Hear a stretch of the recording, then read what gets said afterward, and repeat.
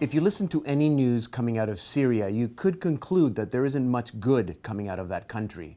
And you might even conclude that there isn't any possible solution to the crisis. My guest today would disagree. Elias Sadkni is the director of House of Peace based in Lebanon and Syria. Welcome. Thank you. So Elias, before we start, maybe tell me a little bit about your country. You are Syrian. Tell me about your country. Well, I'm originally from Aleppo. Aleppo. Born, raised, studied, and graduated Yes. in that city. And Aleppo is a big city? It is a big city. Right. Yeah, it's maybe the second biggest city in Damascus in is Syria. the capital. Yeah. Aleppo is the second largest city. Aleppo, we call it the economic capital of, Yes. of Syria. Yes. And we're so proud of that. Yes, And we have the good. best food ever. Good. Yeah. Food is good. So you would compare it with any other large European city, maybe, in terms of size, population? Well, it is big. Like with the suburb, it used to have like 7 million people. It is large, yeah. It is very large. Right. And then so in the rest of the country, what's the population? It was around 23, 24 Really? millions. Really? And we hear, and it's mostly an Arab population? It is mix of many. It is an Arab state, but it's mix of different Other ethnic ethnicities. groups, yeah, and Because we hear about Kurds and Arabs, and I there think are. most people don't really know the difference. yeah, there are many Kurds in Syria, around 10% or 15% of the population. Armenians. Armenians, Assyrians, like. Right. And mostly Muslim population. The majority, yeah, the vast majority of Syrians are Sunni. There are other minorities like Alawites, Christians. Yeah. Do you know what the Christian population is? Or used to be before they all started? Yeah, used to be around maybe 7 to 9% of total population. Yeah. But it's very diverse from one area to another. Like in some cities, it is higher than others, and in some places, Christians don't exist. No. Now, and for people who like geography, so where Turkey is In the to north, the north border, Lebanon. Lebanon southwest. We have Jordan to the south, and Iraq to the east. So, yeah. Okay. Now, and again, I find this also always surprising, but the crisis began almost 6 years ago now. It's been 5 years. 5 years ago. So, and it's been civil war pretty much since. That's the hard question. That's the hard question. Tell me about you, because I know you. A lot of here in Canada, we hear that we've been receiving Syrian refugees. A lot of Syrians are leaving. You also wanted to leave. Not actually. No.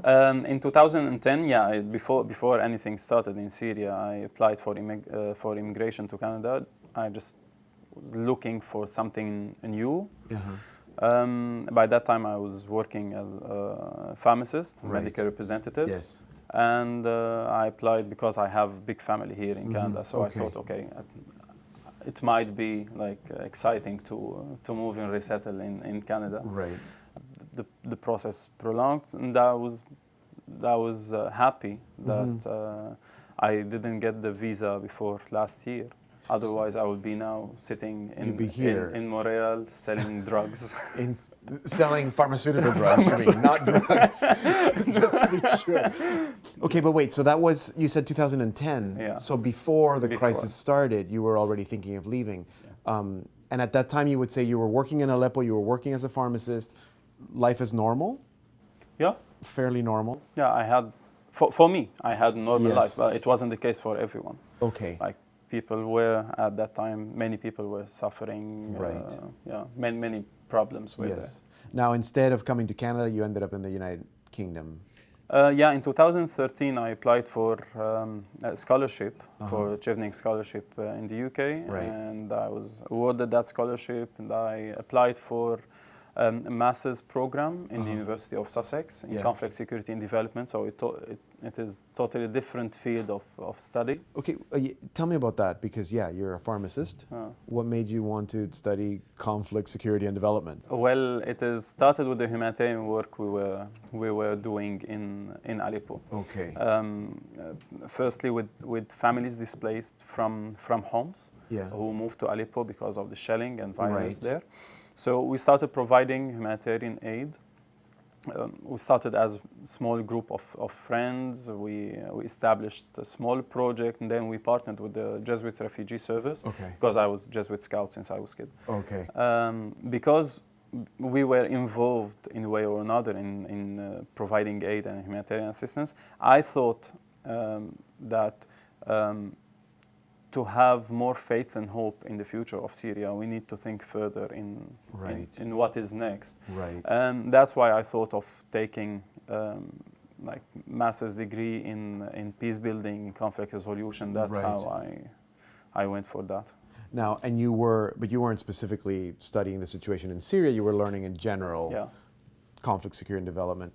But my focus was on Syria, and especially the role of civil society. That was your master's. So what does it mean? What is the role that civil society has in peace building in Syria? Well, that's a very hard question, because first we need to understand what is civil society in Syria, and especially somehow it's a newly activated civil society. And it is very, very diverse, and the concept, it's not that clear yet. But I don't want to make it more complicated now. But the role of civil society in peace building, up to the findings of my small research that I conducted when I wrote my dissertation, was more confined to dealing with the consequences of the war, and not to deal with what's going on from a political, let's say, approach.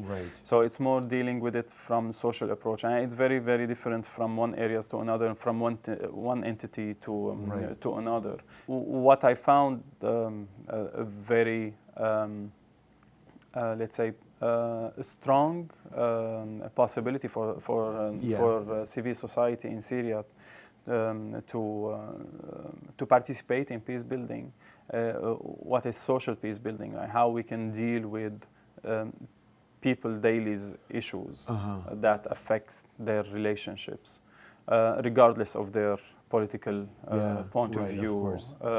Like people are facing new circumstances because of displacement, and mainly because of displacement and violence. So we need to deal with these new circumstances, and we don't have to wait until war ends to do that. But would you say that the role that civil society plays in peace building in Syria is different than any other country where the civil society has a role in peace building? It is the case everywhere. Like each community, each society have their specificities, and the civil societies there have special role depending on the dynamics of the conflict. And as I told you, it's very different. Like civil society active in Turkey or in Lebanon have more space to move and act and maneuver. While those who are acting from inside Syria, it is very, very different and complicated. I understand. And their role depends on that as well. But what is important to highlight that sometimes talking about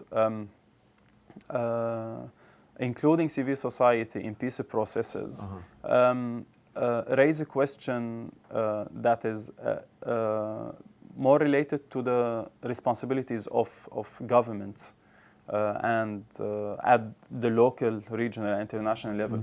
Is civil society now responsible to solve what they couldn't solve? Is it the case when they say, okay, let's bring civil society? Or it is like a real inclusion of Right, to of the include voice them. of civilians Yes. in determining the future Right. of their country. Right. Tell me about Father van der Lucht. I dedicated my dissertation to Father Franz. I knew him since I was in Scouts, since I was kid, and the way how he lived and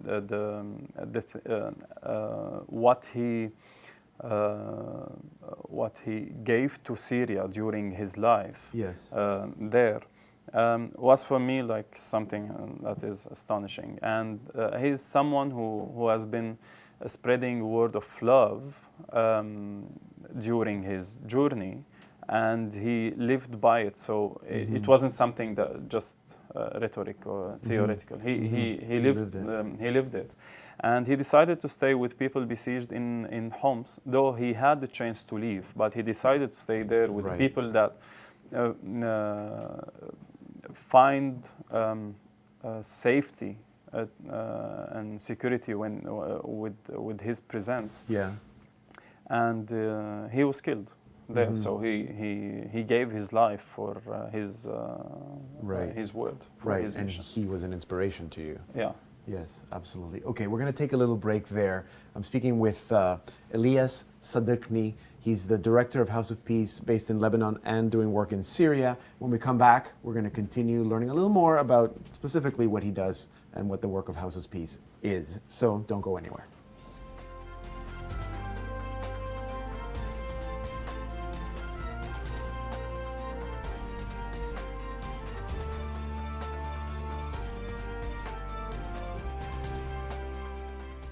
We're speaking with Elias Sadkni, director of House of Peace in Syria. So you left, you did your master's in England, you came back to Aleppo. House of Peace, I guess that's when it started. Tell me about the work that you do. During my master's and when I was writing my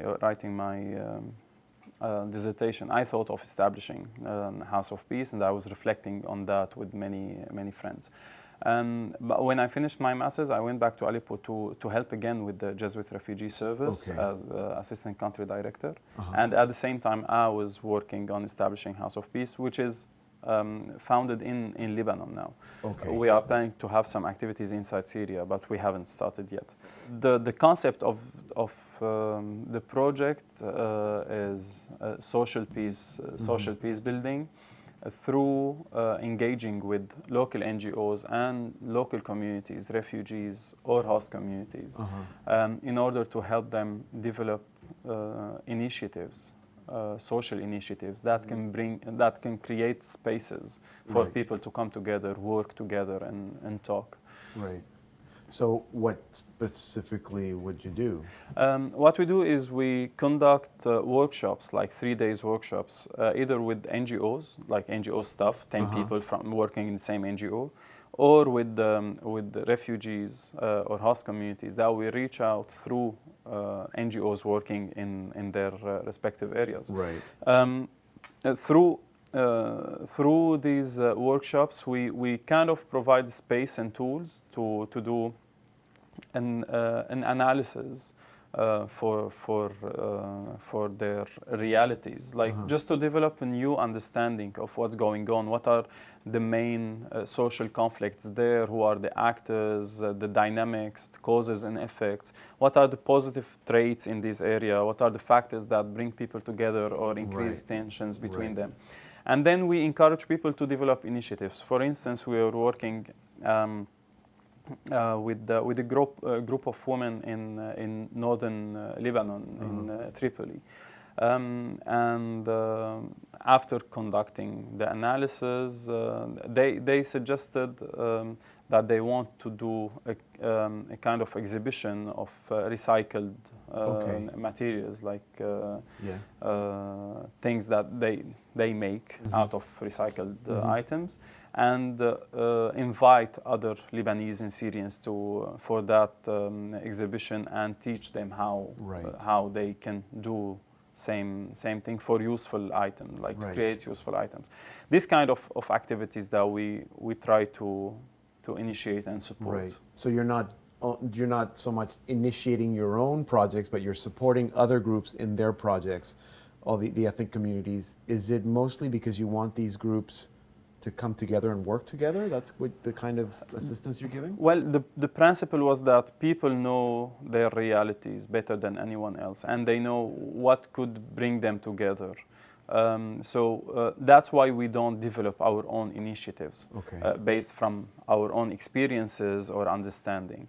We just help them to come together. We facilitate the process of developing new initiatives, so they can then implement it. Right.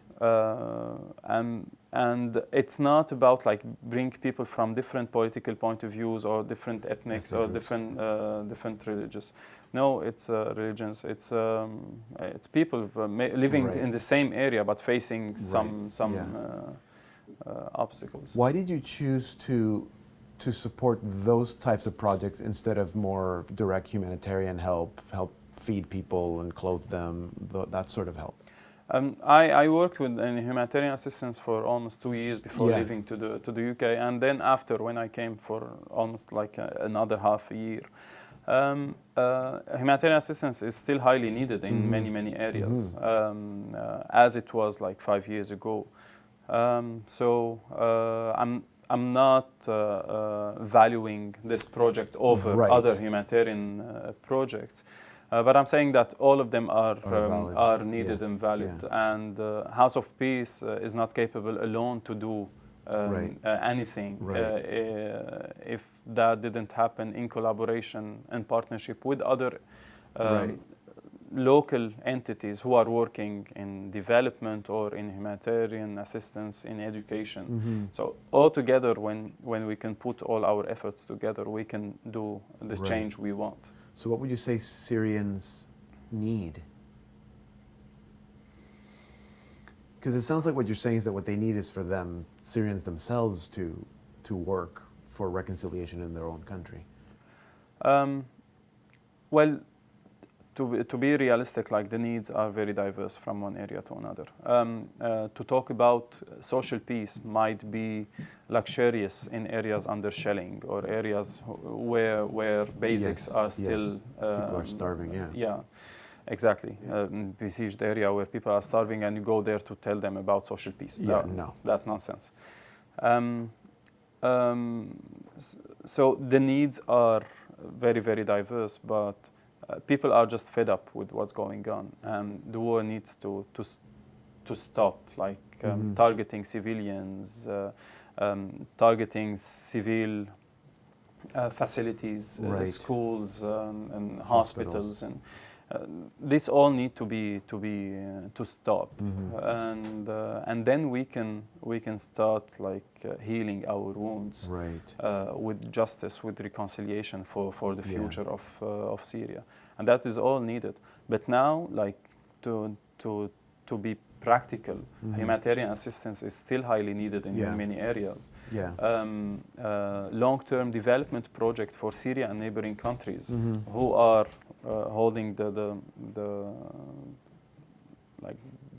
biggest burden of the refugee crisis, and creating jobs for refugees and host communities that can bring them together to work together. That is still highly needed, and of course, like reaching a peace agreement that would ease the war on everyone.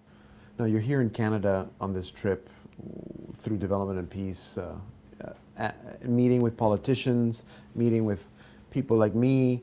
What can we do? I mean, we've been receiving Syrian refugees. I don't know if that's helpful or not. What can we do, whether it's politically or individually, from here, from Canada, to support you in your work and to support your country? Canada can do a lot for Syria. First, the resettlement program is really appreciated, and the numbers are nice. Yes, 25,000, yeah. Yeah, of course, it's not comparable at all to the need. When a tiny country like Lebanon alone hosting more than 1 million Yes. Syrians in a country where the population are 4 million, Yes, like yeah. quarter Yes. of the population are refugees. But of course, like these appreciated efforts need to be expanded and like to reach the most vulnerable people. At the same time, Canada can play more like major role in supporting development projects Right. in the area, as I said, in Syria and neighboring Right. countries. Raising the voice of civil society. Yeah. Canada was not that much involved in the political processes, and now they are withdrawn from the military operations as well. So they can do more in this regard. This is at the government level maybe, but Yes. even at this civil society level, that is already doing a great job in hosting refugees and Yes. providing private sponsorship for them. What I can think about, for instance, that could help the integration of Syrians, the newcomers in Canada, is creating like space. I know a lot of Syrians who arrived to Canada and who were very, very active in Syria. But now they're kind of lost. They don't know what to do, where they can invest their energy, Yes. and how they can like do help, how they can help each other, like Syrians supporting Syrians, Right. and be engaged within the Canadian society. Yeah. So we can help them. You can help in each other. creating these Yes, spaces to bring all these youth and adults to work together.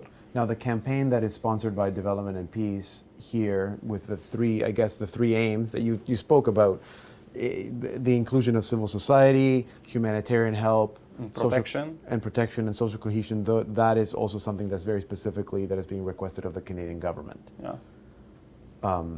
So including civil society, that's what you've spoken the most about, humanitarian access for help, and social cohesion. What does that mean?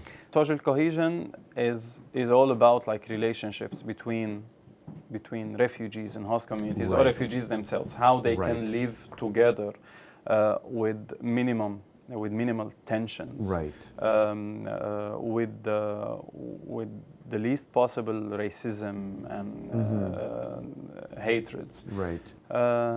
And some of these tensions are, without justifying them, are legit. Like when a country like Lebanon, for instance, that is lacking the basic services, now is hosting another 1 million refugees there, and they are competing over the same resources. These tensions are like somehow legit, but we need to work to ease these tensions and alleviate the burden from people's shoulder and create spaces for them to work and live together peacefully. Absolutely. So just maybe in closing, is there hope for Syria? We need to hold for any hope, even if it's not that big, but that's the only thing that keeps you going. Going. And that's why you're doing the work that you're doing. Yeah. We are trying to find hope. Yes, and we are trying to see how we can help. So thank you for sharing a little bit of what you do with us today. Thank you very much. Thank you. Yes, we're with you in prayer. I've been speaking with Elias Sadkni. He's the director of House of Peace. Based in Lebanon, they're hoping to do some work in Syria. It's a very new organization, which is why there is no website. But as soon as there is one, I'm sure we can let you know. In the meantime, you can find out more about the Development and Peace campaign, Working for Peace and Dignity for Syrians. You can go to their website, devp.org/Syria. You can also go to our website, saltandlighttv.org, and watch all the programs that we've done about Syria and also about Christians in the Middle East. There's lots of information there. so that at the very least you can be informed. When you're informed, you know how you can help, and absolutely don't forget to help with prayer. Thank you for being with us. Send us your letters, perspectives at saltandlighttv.org, any comments or questions, and also you can reach us through Facebook and Twitter. That's all for tonight. May God continue to bless you and your home.